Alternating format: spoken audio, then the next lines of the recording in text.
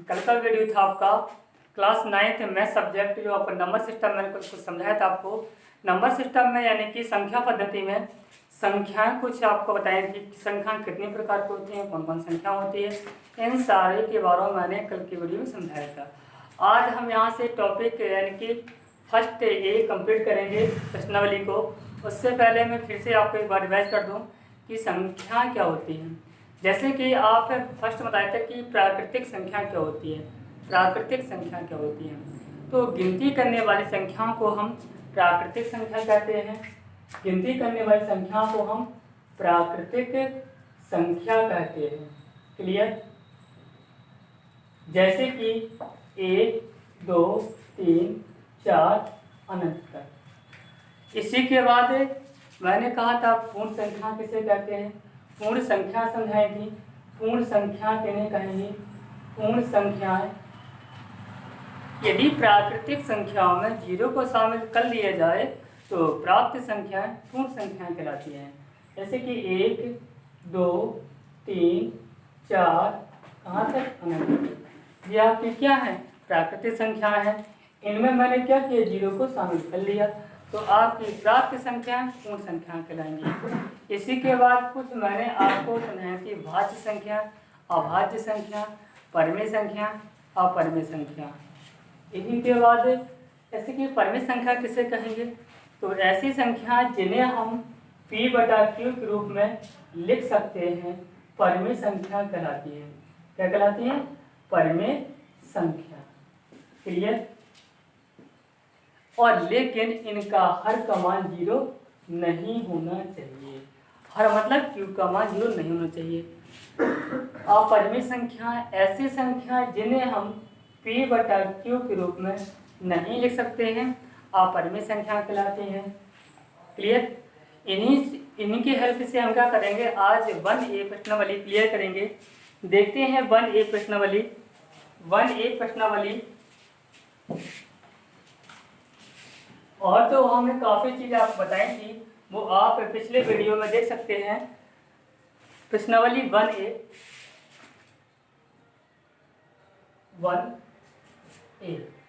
संख्या पद्धति।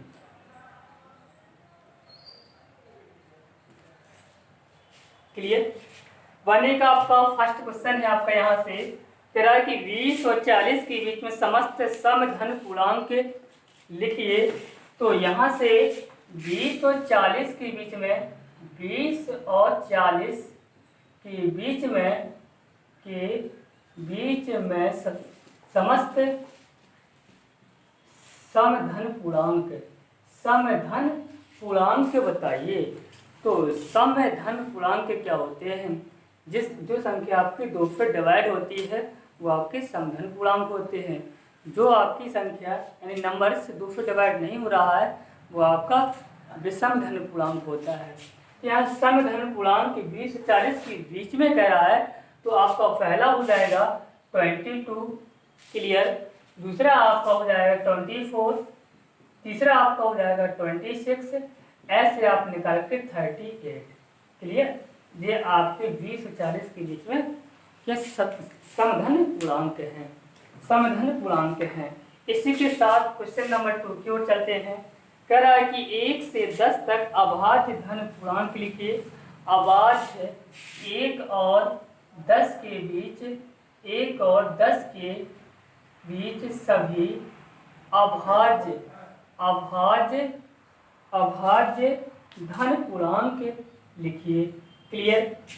यहाँ से अभाज्य धन पूर्णांक किसे कहते हैं, ऐसी संख्याएं जो एक और स्वयं के अलावा किसी अन्य संख्या से विभाजित नहीं होती हैं, अभाज्य संख्या कहलाती हैं।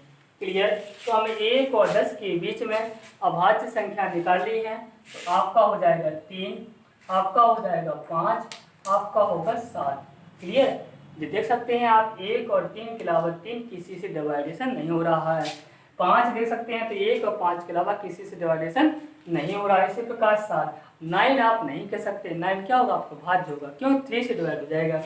इसी के साथ क्वेश्चन नंबर 3 की ओर चलते हैं। कह रहा है कि 2a + 1 का क्रमानुयायी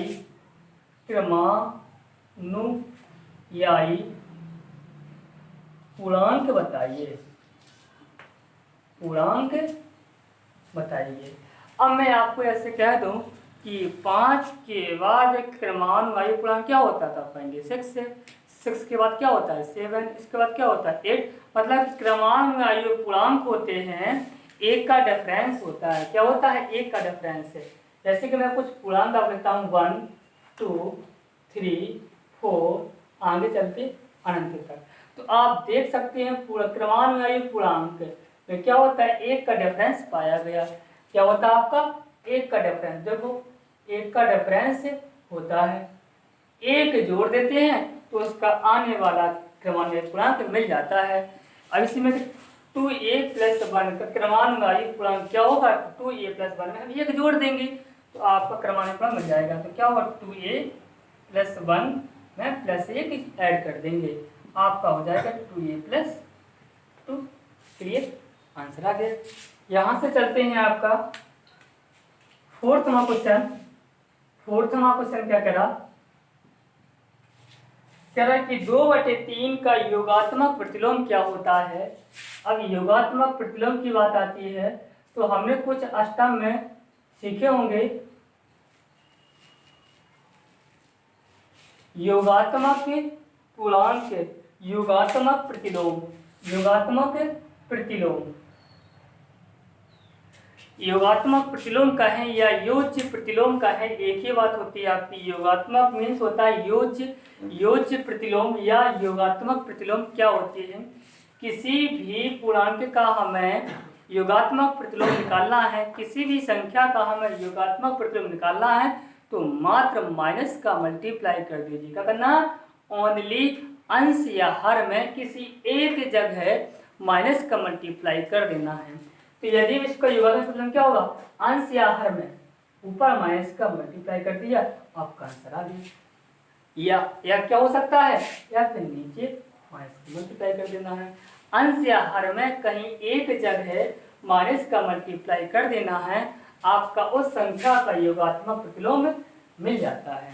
क्लियर, आगे चलते हैं। योगात्मक प्रतिलोम में आपको संख्या को पलटना नहीं है। क्लियर, यहाँ से क्योंकि गुणात्मक प्रतिलोम यदि कहते, गुणात्मक प्रतिलोम कहते तो आपको पलट देना है, योगात्मक प्रतिलोम कहे तो मात्र अंश या हर में माइनस का मल्टीप्लाई कर देना है। क्लियर, आगे चलते हैं क्वेश्चन नंबर 6 की ओर।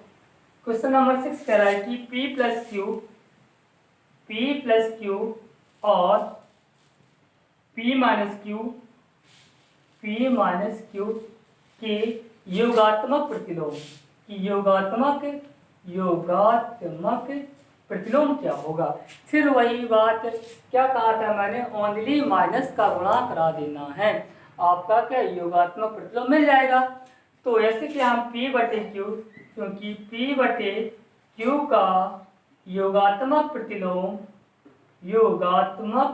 प्रतिलोम कुछ नहीं करना है, माइनस p/q में बाहर माइनस का मल्टीप्लाई कर दिया, आपका आंसर आ गया। क्लियर, तथा हमें क्या निकालना था, p - q का निकालना था योगात्मक प्रतिलोम। तो p - q का क्या होगा, p - q का योगात्मक प्रतिलोम होगा, माइनस का गुणा करा दूंगा p - q में, हो गया आपका आंसर। p - q में क्या कराना, माइनस का गुणा करा दिया, आपका आंसर आ गया। इसको हम दूसरे में से p का मल्टीप्लाई हो जाएगा तो आपका p आपका माइनस हो जाएगा और q आपका पॉजिटिव हो जाएगा। यानी कि ऑप्शन में हो सकता है कि आपका q - p भी लिखा हो, तो ये भी आपका सही होगा। आगे चलते हैं क्वेश्चन नंबर 7 की ओर। क्वेश्चन नंबर 7 की ओर,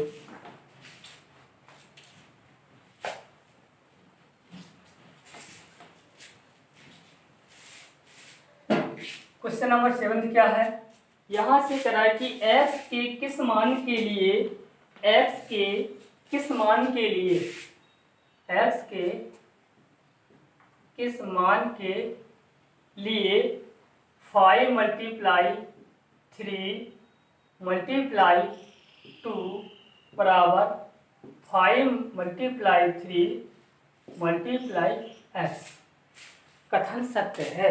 क्या है, यह कथन सत्य है। सत्य कब होगा भाई, जब लेफ्ट हैंड साइड की वैल्यू राइट हैंड साइड की वैल्यू के मान के बराबर हो तो आपका कथन सत्य होता है। क्लियर। तो वही तो पूछा है, x के किस मान के लिए यह कथन सत्य है। आप देख पा रहे होंगे लेफ्ट हैंड साइड की वैल्यू क्या निकलती है, तो 3 × 2 आपका होगा 6, 6 × 5 तो आपका आएगा 30। कितना आएगा आपका 30। राइट हैंड साइड की यदि आप वैल्यू देखें तो 5 × 3 आपका आएगा 50 × x। क्लियर। तो यहाँ से x का मान निकालना है तो ये कहाँ जाएगा आपका डिवाइड में जाएगा। तो यानी कि कह सकता हूँ कि x बराबर 13/15 यानी कितना आएगा 2। तो आपकी x की वैल्यू कितनी आ गई 2। x के किस मान के लिए यह कथन सत्य होगा, तो क्या होगा x का वह मान होगा आपका 2 रख दीजिए। इसका मान कितना आएगा 15 दूनी 30, इसका मान कितना आपका 30, आपका कथन सत्य होगा। क्लियर। 9वां क्वेश्चन चलते हैं। कह रहा है कि a एक समधन पूर्णांक है। क्या करा, a एक समधन पूर्णांक है। क्वेश्चन नंबर 9, a एक समधन पूर्णांक है तो बताइए a - b a + b सम है अथवा विषम। a समधन पूर्णांक है, अब बात को आपको समझना होगा, समधन पूर्णांक है। क्लियर। आगे क्या कह रहा वो, आगे कह रहा तो बताइए, क्या बताना है, तो बताइए क्या क्या कहा उसने, a + a - 1 a - 1 × a + 1 सम है अथवा विषम, सम है अथवा विषम।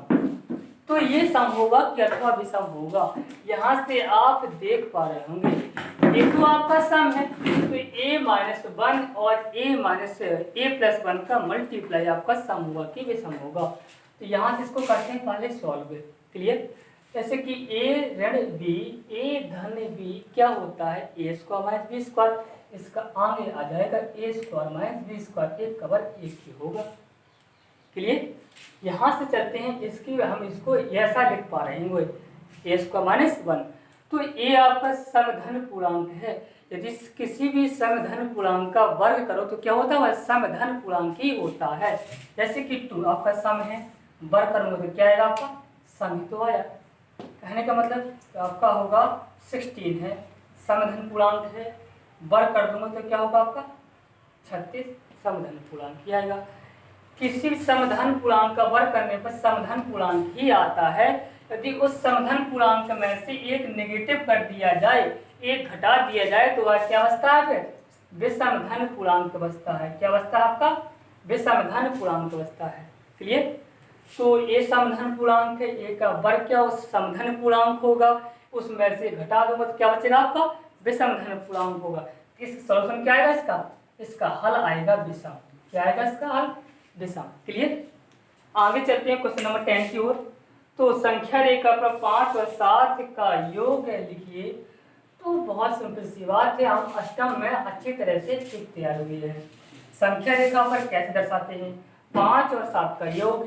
तो 5 और 7 का योग, पहले बात तो संख्या रेखा लाइनर खींच देंगे।